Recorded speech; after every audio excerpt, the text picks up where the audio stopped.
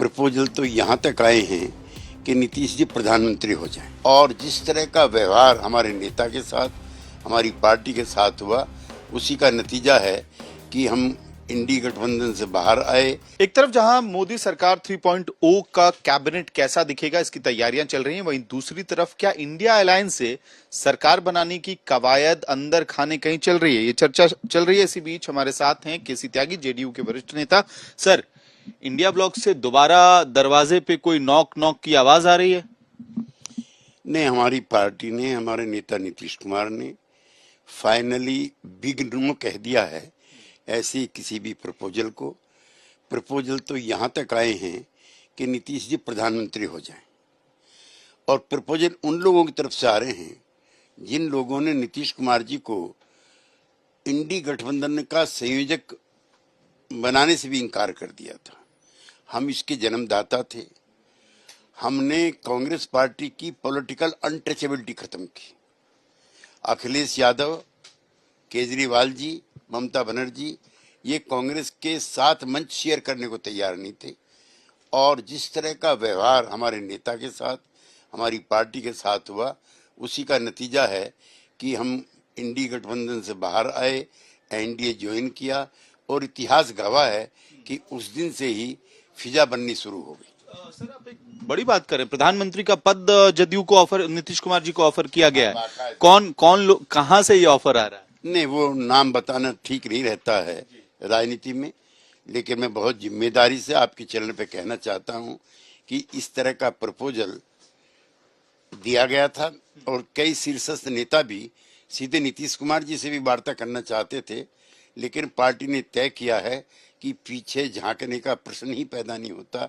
हम श्री नरेंद्र मोदी जी के नेतृत्व में एनडीए को ही मजबूत करेंगे।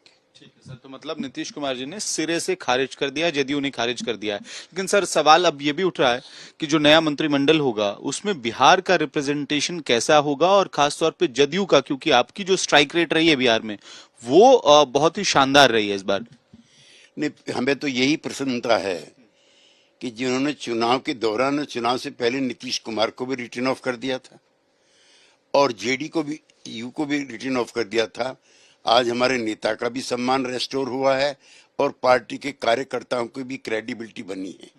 जहाँ तक मंत्रिमंडल का प्रश्न है, ये प्रधानमंत्री और मुख्यमंत्री के बीच में चर्चा का और समन्वय का विषय है, उस पर कोई टिप्पणी में नहीं करना। चर्चा तो हुई थी, कल नीतीश कुमार जी गए थे, 1-on-1 तमाम घटक दलों की बैठकें हुई हैं, तो उसमें क्या कुछ फॉर्मूला निकल के आ रहा है? और सर, कास्ट फॉर्मूला बिहार में बहुत इंपॉर्टेंट होता है, तो कितने अगड़ी जाति के, कितने पिछड़ी जाति के मंत्री हो सकते हैं, इस पे अगर कुछ बात। देखिए, हमारी पार्टी तो सभी वर्गों की पार्टी है, लेकिन जो कोर कॉन्स्टिट्यूंसी जिसका निर्माण कर्पूरी ठाकुर ने और बाद में नीतीश कुमार जी ने किया है, वो बहुत जो marginalise section of the society हैं उनका है।